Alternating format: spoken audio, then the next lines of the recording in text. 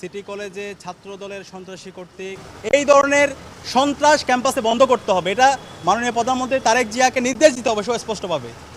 যিনি হচ্ছেন স্বরাষ্ট্রমন্ত্রী আছে তাকে নির্দেশ দিতে হবে, এই সন্ত্রাস চলবে না। ক্যাম্পাসে শিক্ষার্থীরা আসে পড়াশোনা করার জন্য, শিক্ষার পরিবেশ নিশ্চিত করার জন্য।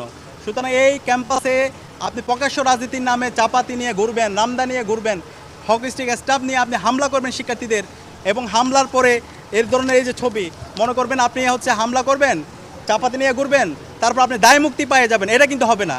পুলিশের সামনেই এই ছাত্র দলের সন্ত্রাসীরা বহিরাগত নিয়ে এসে চাপাতি দিয়ে, হকিস্টিক দিয়ে তারা শিক্ষার্থীদের উপর, শিক্ষকদের উপর এবং ছাত্র শিবিরের নেতাকর্মীদের উপর হামলা করছিল।